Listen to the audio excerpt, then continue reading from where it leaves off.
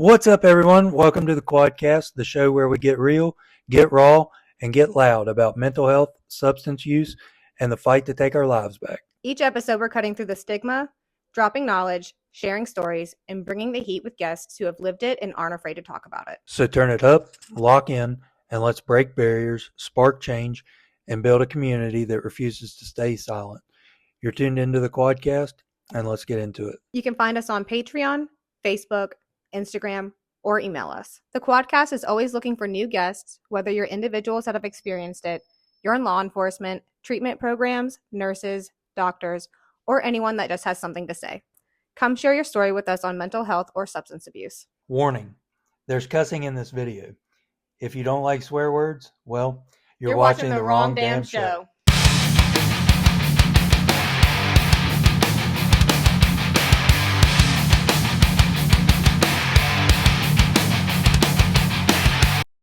Welcome to episode 10 of season 2 of the Quadcast. We're going to welcome Darryl Craig, who is an author, a speaker, and a founder of the Fynix Project. Darryl, if you want to introduce yourself, just kind of give us a little bit of who you are and what you do, and then we'll kind of get into it a little bit deeper after that. Yeah, so I'm Darryl Craig. I'm the founder of the Fynix Project. Fynix Project exists because I believe lived experience needs to have more of a place in mental health support. I'm also an author. I've written a novel, a self-help guide. I also help music to help people with mental health as well. And just trying to do better in the world and share my experience with other people to try and help. Sure. So, and you're based out of the UK? Based in the UK, yeah. What did you do before you started the Fynix Project? So it wasn't exactly that simple. It never is. It never is. So I worked in sales for many years. So whether that be selling people mobile phones, whether that be PPI, insurance, I'd done that for about 20 years. And held probably every job in the industry, from like being on the phones, management, CEO. So I'd done that, and I got to a stage a few years ago, probably about 5 years ago, where I wasn't fulfilled in what I was doing. I felt I was just running through the motions. So I ended up contacting a homeless hostel, just randomly. I didn't apply for the job, just randomly. And I said, look, I've got XYZ lived experience, but I've got no professional experience. I said, so if anything suitable comes up, feel free to give me a call and let me know, and I'll be happy to apply. A week later, I got a phone call. I said, the manager would like to interview you. I said, interview me for what? I said, I didn't apply for anything. So I went in, had the interview. Now, if it was a sales role, I knew I would have smashed the interview. Sure. But with this, I had no clue what they were going to ask me. But they asked me all these questions, and I was able to answer them solely based on my lived experience. 20 minutes after the interview, I got a phone call offering me the position. So I left a job that probably paid 3 times as much to go and work within this homeless hostel, working with people who are homeless. They've got mental health, they've either left domestic abusive relationships and dealing with addiction and released from prison. And that was something that really struck a chord with me, because I wanted to do something ideally to honor my brother. So my brother passed away about 14 years ago, and he died from an accidental overdose. Okay. So he got into the wrong crowd, and he struggled a lot with drugs and obviously falling into the wrong crowd and his mental health, etc. So I wanted to do something in a way to honor him, and that's how I sort of fell into that. I worked there for quite some time, sort of honing my skills, but then obviously I was involved in a domestic abusive marriage at the time. So that when I finally made the decision to leave, that affected me mentally. And obviously, she ended up using my daughter as a weapon. Sure. So I got to a point where I was so low, and that's how I ended up on the bridge, ready to jump off, until a passing motorist came by. The passing motorist must have phoned the police, because they were concerned. The police came, snuck up behind me, dragged me off the bridge. At that point, I realized that it wasn't the system that helped me. It wasn't the system that's there to protect people. It was another human being, and I sort of sat and I thought about it, and the realization is that human being may have been in that position before, and realized, even just from driving by 2 seconds, that human being may have lived experience. I've never met the person. I don't know them. I probably never will. But it was that spurred me on to obviously do a lot of work on myself. And then once I was at a stage where I can start helping other people because I've helped myself. That's why I looked at like the lived experience and stuff like that. I've got quite a lot of experience in regards to writing. I was advised by a counsellor when I was a very young teenager, because I wouldn't speak to a counsellor. They had handed me a notepad and pen and said, right. And so the first workshop that I created was Our Right to Rise, which is all about reframing your story and being kinder to yourself. And since that, I've sort of looked into other ways for people to deal with their emotions and regulate their emotions and their mental health, and really just understanding the body first, before taking that time to understand the mind. And then I say we sort of just kept going from there, and I've kept growing as a person. The Fynix Project's kept growing as well, and we're here at this stage. Awesome. I'm excited to learn a lot more about the Fynix Project. Mainly, I also want to talk about your books that you've written. A little bit. I've actually got them pulled up in my Amazon cart, ready to order those as well. So we got a lot to talk about. Yeah, absolutely. So just kind of kick it off, do you want to go through some of your past and what you've dealt with as a person that goes into the Fynix Project and the thoughts behind it? Yeah. So, I mean, I always say, and I don't do it to blow my own trumpet, but my sort of lived experience reads off as a CV, in a way. So, I mean, my earliest memory is going back to maybe when I was about 4 years old. My stepfather, who, when I was about 4 or 5 years old, up until I was about 10, believed he was my father.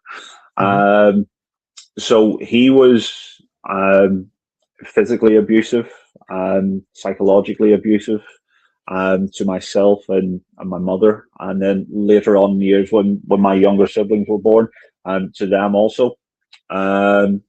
So I've seen him throw my mum over a chair when she was pregnant with my little sister.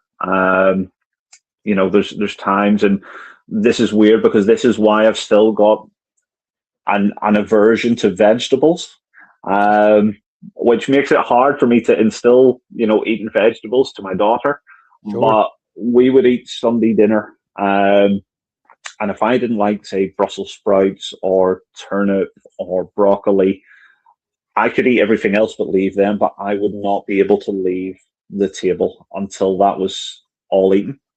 Now, even if that took 3 to 4 hours, we would still sit there for 3 to 4 hours.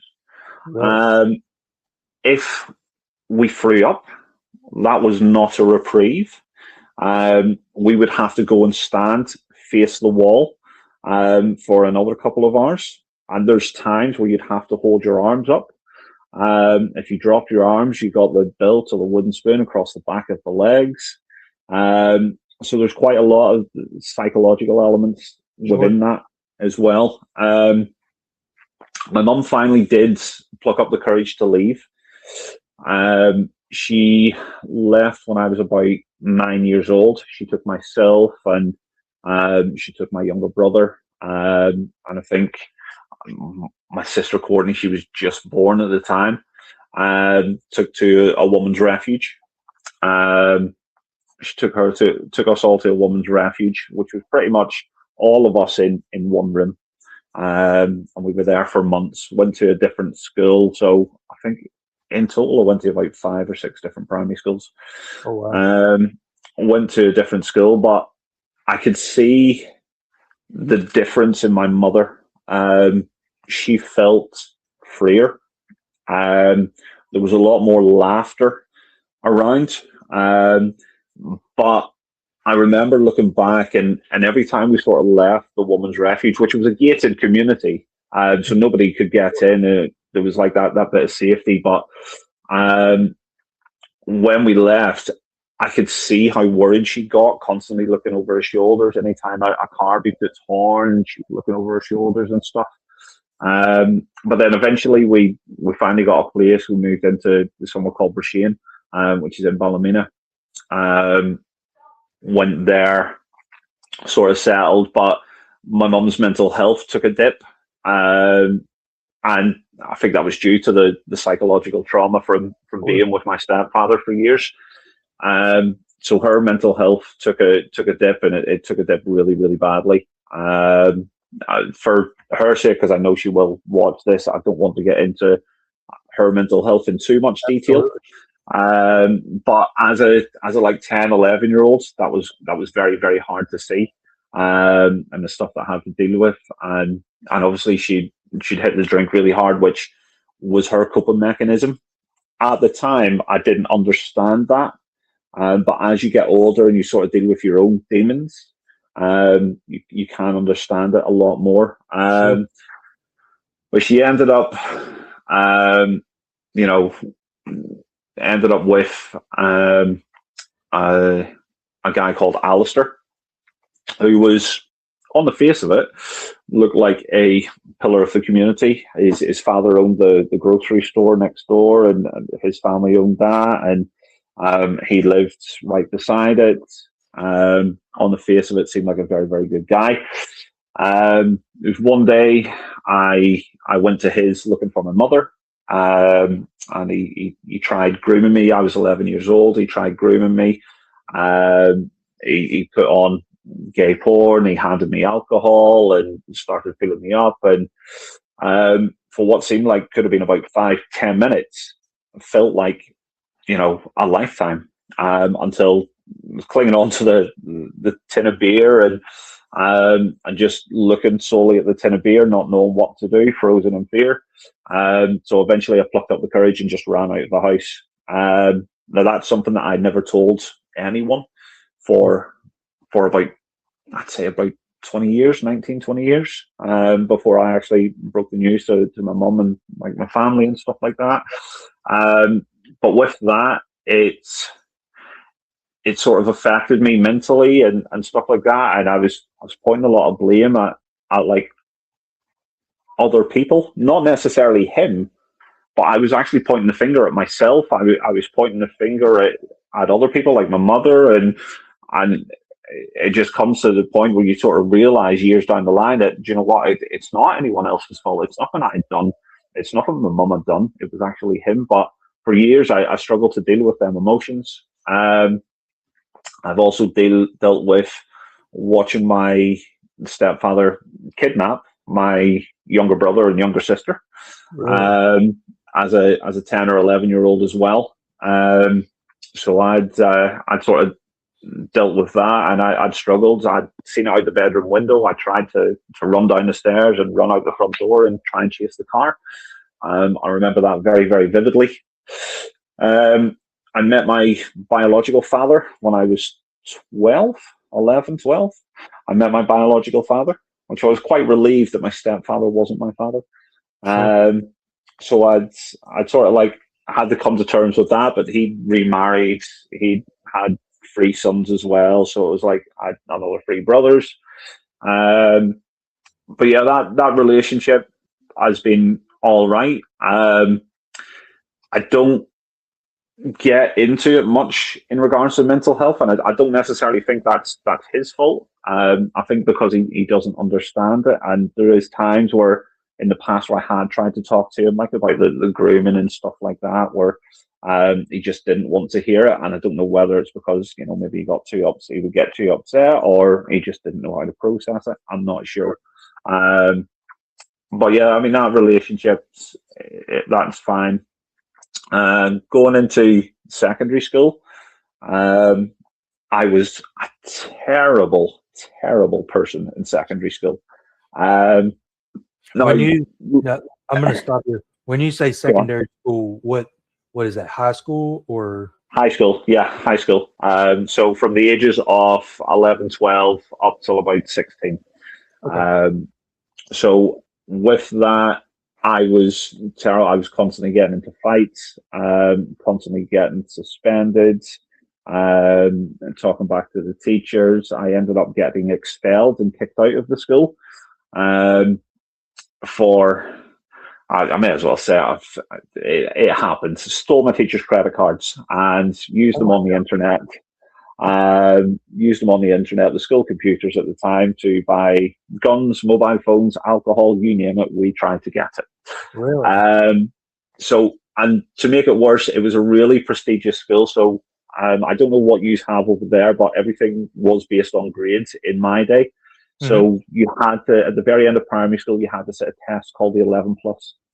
So the 11 plus, depending on your grades, depended whether schools would accept you, like grammar schools, more prestigious schools would accept you. And I got accepted into Cambridge House Grammar School. So I was the first year to ever get suspended since the school opened. And then I got kicked out completely when I was 15. You helped them write the rules after that. Oh, yeah. They were a lot more stricter after that. But I think looking back now, I mean, I've got ADHD and autism as well. But I think looking back now, I'm not going to blame it on the ADHD and stuff like that. I think it was because I was unable to process my emotions about everything that had sort of happened prior to that. And I was, I think, struggling to deal with that. And then that sort of caused me to act out a lot more. And then you've got the added like peer pressure in secondary school and stuff like that. Sure. But then I sort of left school. I didn't want to stay on, not that schools would have kept me on. So I went and served my time as a mechanical engineer. Hurt my back, had to leave that, ended up falling into sales. So moved over. I moved out when I was 17 because myself and my mum were always underneath each other's feet, constantly arguing. So I moved out when I was 17. And then I ended up moving over from Northern Ireland to England with my then girlfriend at the time. And it was while I was over there, I got the phone call that my brother had passed away. My mum phoned me, and I was out at my lunch, and that just completely turned my world upside down. And you said you overdosed, correct? It was an accidental overdose, yeah. So that completely shook me, and then that threw up quite a lot of questions for me, and quite a lot of guilt and quite a lot of blame for me. Should I have moved over to England? Should I have tried to do more to help? And then it was when we went to clear his flat out, you could see the vomit on the floor where he'd sort of like passed out and choked on his own vomit. However, when the paramedics found him, he was sitting on the seat. So I knew that, and we'd sort of come to the conclusion there was someone else there with him that night that had moved him. And if that person had stayed and called the ambulance then and there, rather than just moving him and leaving, then he may still be there. So that sort of threw up a lot of questions for me as well.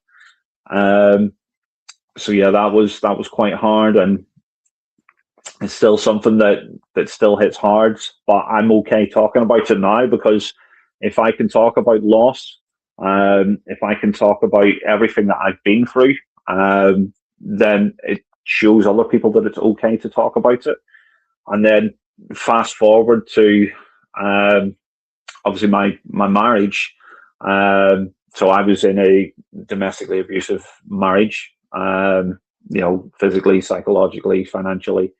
And I was losing a piece of myself every time I stayed, to the point where instead of walking to work, I walked the other way, and I phoned the Samaritans. I told them what was going on, and they advised me, you need to make a plan and need to leave.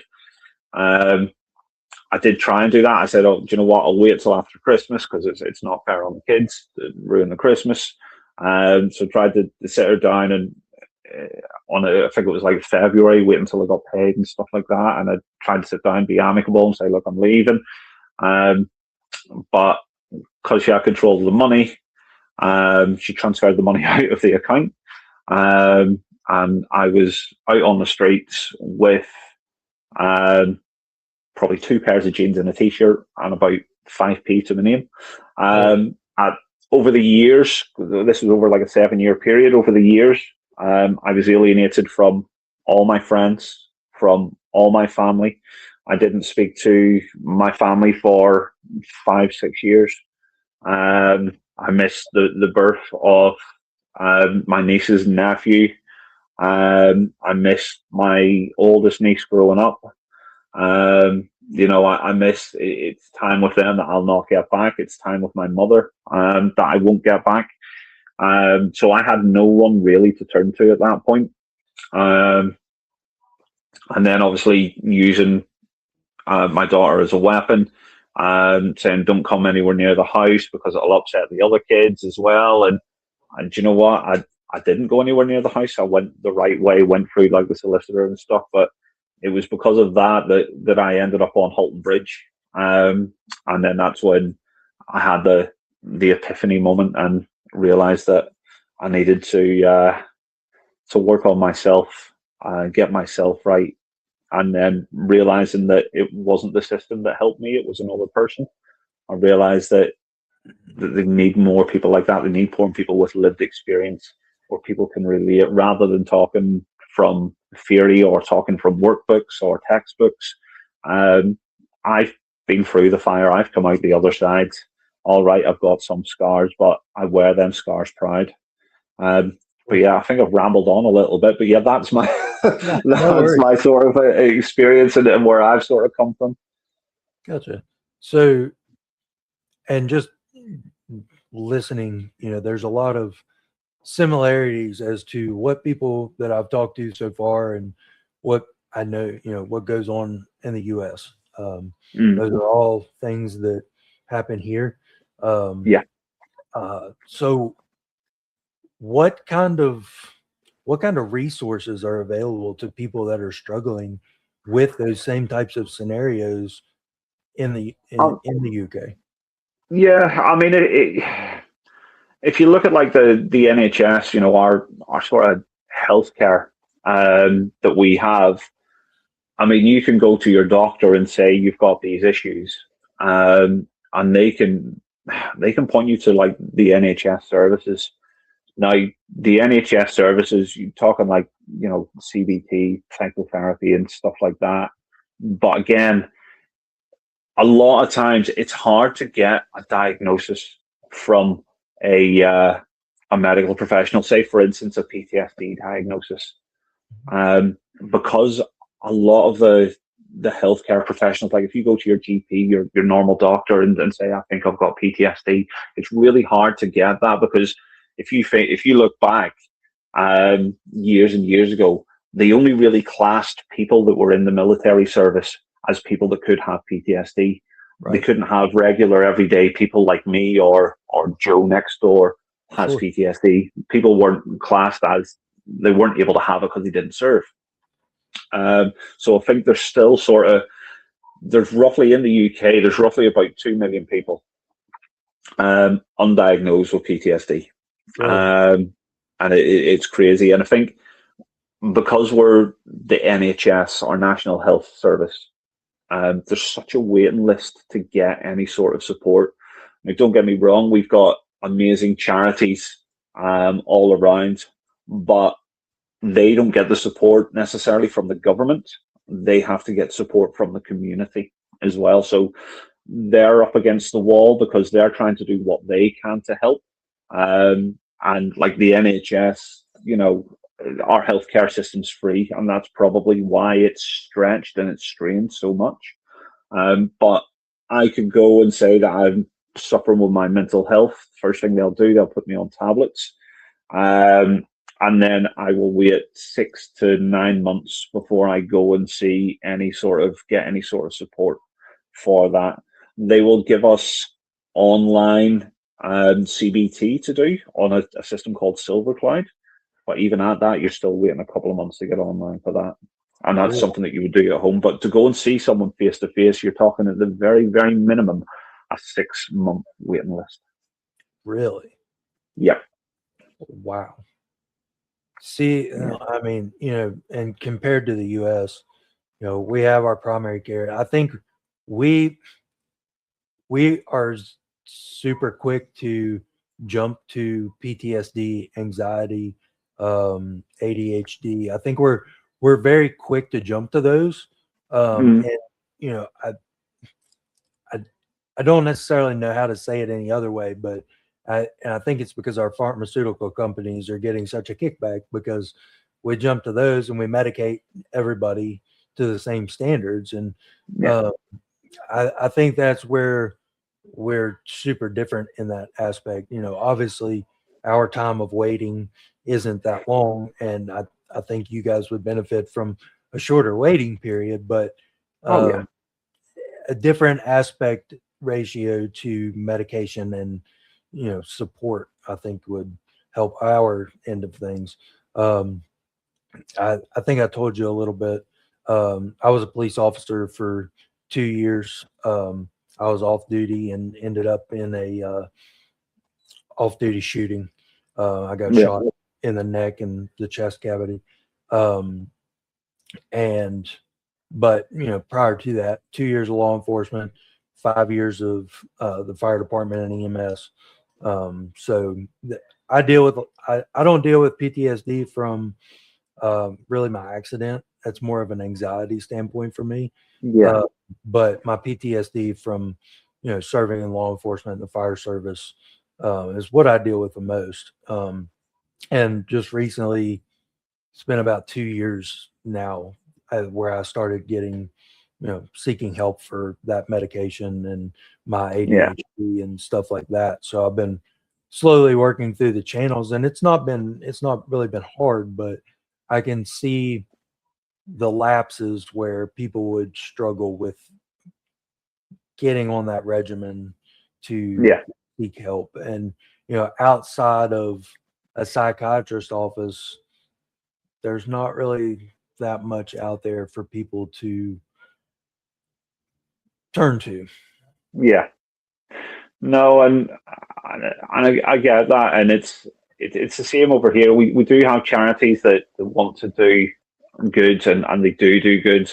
I mean, there's one charity that we've worked with in the past. I've run a workshop for their staff, which is the Jade Roberts Project, and a lot of the people that work there are volunteers, and they deal with people that are suicidal on a daily basis, and they're funded by the community. They don't get much from the government in regards to funding, but the work that they do is incredible. And I'll be honest, I ran the workshop for free for them and for their staff. So we done like the art of letting go. So it helps the staff let go of any sort of guilt that they're carrying from the people that they speak to, and carrying that guilt home. So there is charities out there, but from a government standpoint, there's not a great deal. Our waiting lists are terrible. But the big issue that I have is, when you go and explain how you're feeling to a doctor or a GP, they're just going by what it tells you on the computer. If this adds up, and I think you've got this or you've got this, they're not coming from a lived experience standpoint, and that's something that Fynix Project was sort of born from. is having that lived experience, is having that relatability, having that deep understanding of, you know, whatever your symptoms are, whether it be depression, whether it be anxiety, PTSD. You know, say, do you know what, I've lived it. I know how you feel. But if you speak to like a GP, they'll click a few buttons on a computer and they'll tell you, well, the system is telling me that you've got this, so try this medication. I was like, I don't think that's right. And I think lived experience needs to have a lot more of a place within mental health support. Sure. And that's something that I'm campaigning for. When you say that, I mean, it, you know, with the issues, clicking buttons, not everybody's the same. So that one standard diagnosis doesn't cover everybody that they're dealing with, and neither do the medications that they end up putting them on. There's got to be something more, and you know, we're kind of treating it the same way here. Like, you know, depression's depression, anxiety's anxiety, PTSD is PTSD, and it's not. I mean, there's different aspects of it, and we don't take that into consideration.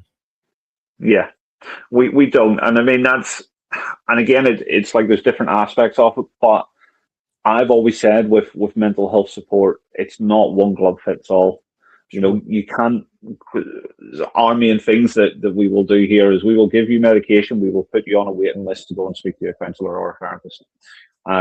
That's what the NHS pretty much offers as a broad spectrum. But with mental health support, I know from being a young teenager and going to counselling that I didn't like to speak at that point. I couldn't speak to a counsellor, and I think I went for a couple of weeks. I didn't say a single word. Was very, very closed up. And it was at that point he handed me a notepad and pen, and he said, go home and write. I didn't think anything of it. I got home, threw it to the side. But then I think like a couple of days later, I felt myself bubbling up, and I seen it out of the corner of my eye, the notepad and pen, and I started writing. So I would, at that stage, I would write songs, I would write poetry and stuff like that. Don't get me wrong, as a 14-year-old, I'm not telling my friends I write poetry. Sure. I'm not doing that as a 14-year-old boy. But I did. I wrote it at home, and I wrote songs, and I kept writing, and I realized that whatever story I'm telling myself in my head, I can take that out of my head and put that onto a piece of paper. And after I put it onto a piece of paper, I can look at it, and then I could change the narrative of that story, reframe. And at that point, I didn't know that's what reframing was. I was 14, 15. But I was realizing I could change the narrative of that story. So I could write one poem and just take things straight from my head. And I could change the outcome of that by writing it in a different way, by reframing things. And that was, I think that was the first thing that I sort of seen. But then as I started the Fynix Project, I'd looked at like all different ways, because it's, like I say, it's not one glove fits all. So we use art, we'll use music, we'll use writing, we'll even use talking, because I know talking does help for some people. But I try and incorporate a lot of different things to make sure that we've always got something to help anyone that needs it. And that's what we keep trying to sort of build upon. And that's a wrap for today's episode of the Quadcast. Remember, breaking stigma doesn't stop when the episode ends. We're building a movement, and you're a part of it. Stay strong, stay aware, and stay connected. And this is the Quadcast, signing out.